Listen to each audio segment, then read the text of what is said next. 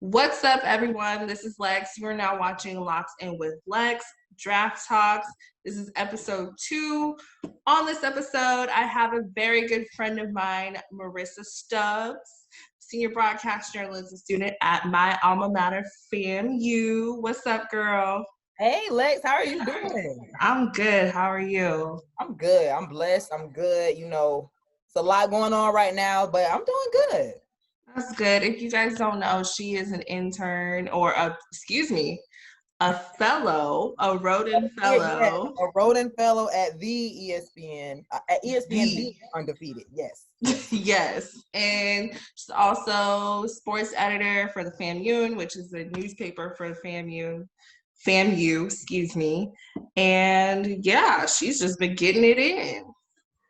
Yes, it's fun. It's fun, but I think during this time, especially during the pandemic, it's just trying to figure out how to balance everything. Like everything is virtual. We don't doing right now. Like this whole virtual setting is definitely something to adjust to. Definitely. So how are you feeling now that we're, let's see, about a little over a month into the NBA season starting? We have the draft in less than a week. We just got finished with the NBA finals. Woo! Listen, Lex, listen. First and foremost, the NBA finals shocked me. I mean, I don't know, but I would say the NBA playoffs as a whole, we got to give credit to the NBA on how they handled COVID-19. I mean, with those 22 teams coming into the bubble and not a single player or staff member or coach testing positive, that is something these other leagues should have took notes from, because the NBA did a great job with that. However, this whole bubble, I really liked the bubble. I thought it was definitely a different setting considering they didn't have fans. But I felt like the players were able to focus more on their game. They didn't have the distractions, they didn't have the loud fans in the background. They just had themselves and the opposing team. So the NBA bubble for me, it was crazy, but credits to the Lakers. They did it for Kobe, so shout out to them. Yeah, I mean, yeah. we was on the same page. You was like, he is 7, and it just. No, I agree. Listen, the whole series, I was like, you know what? This Heat team is young. They're talented. And not to mention, Jimmy Butler is going to take this team to a whole nother level. I was like, Heat is 7. The Lakers are in trouble. And I believe it was game 3. That's when the Heat really showed themselves. Right.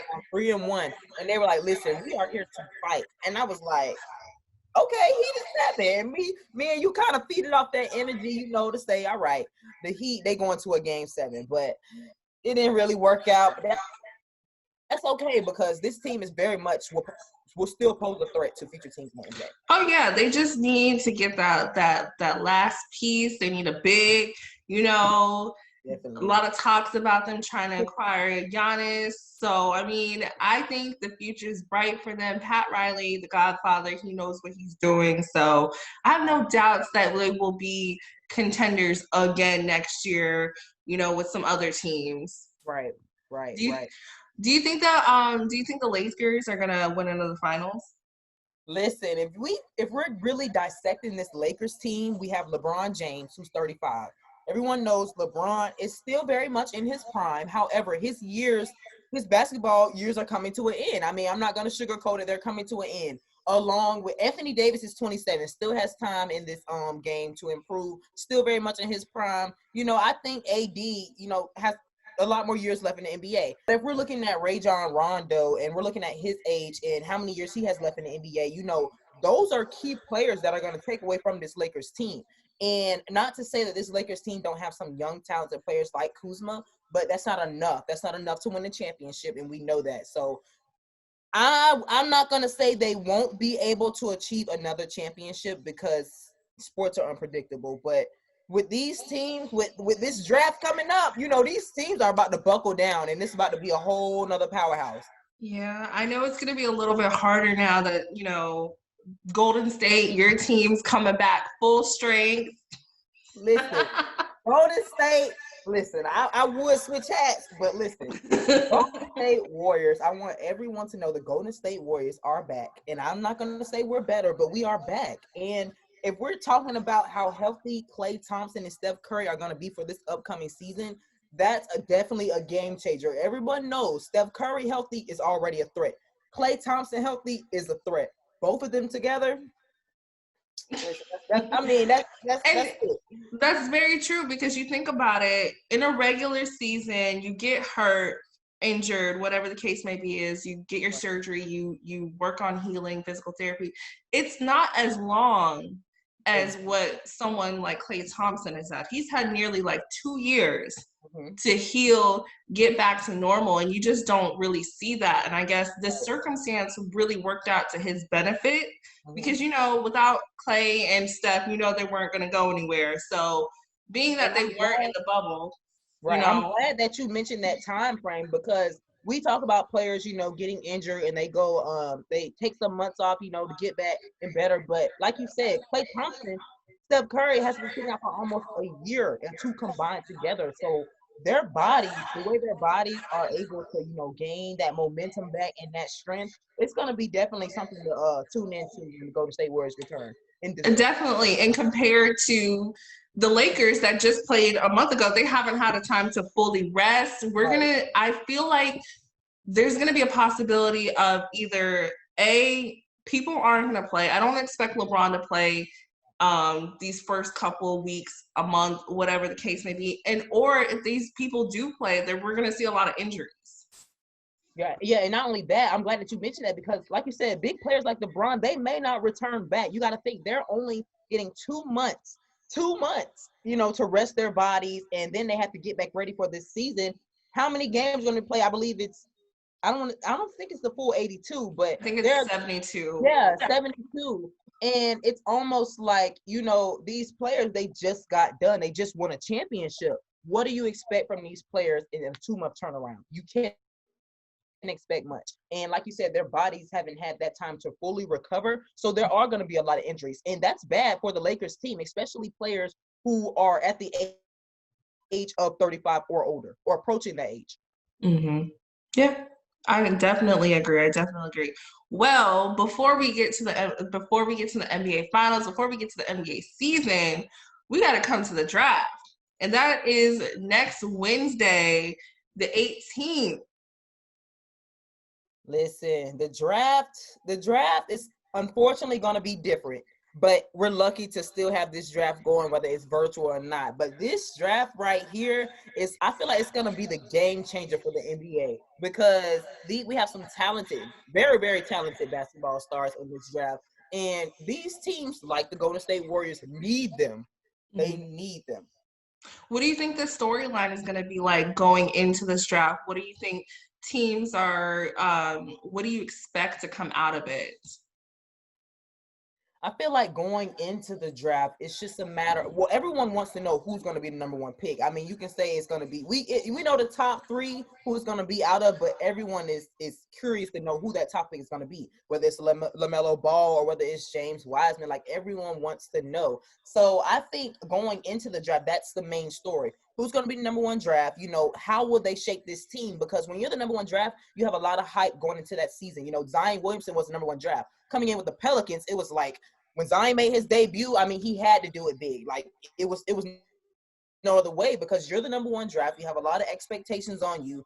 And honestly, you have to live up to those expectations. So I think that's going to be the main story, is just who's going to be the first round pick star that's going to shape I want to say an underdeveloped team. That team that's on the rise. That needs some pieces. That needs some work. Yeah. And I like how you emphasize on who's going to be that number one pick, because this is so different from even like last year. We knew Zion was going to be that number one pick, or when Anthony Davis got drafted, we knew he was going to be he just had to be the number one pick. And this one is just really a toss up. Yeah, it really is. It really is. And it's going to be, like I said, it's going to be so interesting to watch, because these players are young. These players are young. And when you have young players like that coming into the NBA at such an early age, I mean, look at Tyler Hero. He went to the finals at 20. Like, these young athletes are making their mark in the NBA league. So I'm definitely excited to see what's going to happen. Definitely. So with that said, who do you let's look at a little bit of your, your picks. What you got for the top 5 going in? Right. So I'll start with my top 3. My top 3 picks, of course, is LaMelo Ball. LaMelo Ball, I believe he is going to be the number 1 pick in this draft. I mean, the way he played in college basketball, that's something that preferably the Timberwolves need, because they're the team right now that gets the number 1 pick. But however, if we're going over to the Golden State Warriors, the Golden State Warriors need to draft Anthony Edwards. And Anthony Edwards, what he's going to do for our team is that he's going to add to that momentum with Steph Curry, with Klay Thompson, and it's just going to complement all that. And if you know, when the Golden State Warriors, they had KD, that team was just unstoppable because everybody on that court, when Golden State is going on offense, there's no way you can stop them. And no matter, our defense may not be that good, we still have Draymond Green, but like I said, once we get our offense going, I mean, we're off to a great start. And my third top pick, would have to be James Wiseman. James Wiseman did great things for the Tigers, and he's 7'1", 235 pounds, 7'1", Lex, 7'1". That's a superstar. That's an interesting lineup you got for the top 3. I mean, it's obvious that, mostly everyone's top 3 is the same. Those 3 people. I don't know. Like, I really see, I have 2 scenarios. I have number 1, Anthony Edwards going to Minnesota. I just think he would be a better positional fit. And I do like LaMelo. I don't know if he's the right fit, because you have D'Angelo Russell. It wouldn't be smart to have James Wiseman coming in Timberwolves, because you have Karl Anthony Towns. Anthony Edwards makes a great wing. I think he would do well. But, let's say Minnesota doesn't do well under pressure, and they call up Detroit, who wants that number 1 pick. Then I would definitely say LaMelo is going number 1 to the Detroit Pistons. But, it is, we'll just have to see. Number 2, I would definitely have to say, I would think James Wiseman, I think he's worth that risk going to Golden State. Because, when you think about your center that you have for Golden State, you have, who is it? Kevin Looney? Yes. Liam Looney. So, and Looney actually, I would say because I've actually watched Looney throughout his years of playing with Golden State. And when he started, I'm not going to lie, he wasn't that great, but his game has improved over the years, and he's actually proven to be a valuable piece and asset to the Warriors. Right. And then I don't think it's the best fit, but I could definitely see LaMelo going to Charlotte. I don't think he's okay, so when I say that, Charlotte needs him. They need him. I do like Devontae Graham, but I don't know if he's been on their radar enough for them to pick him up. So I don't know if I necessarily see them picking him up, but they could definitely benefit from having him. They would have to switch up the roster a little bit, just because of the type of player he is. But I definitely, he could definitely go there.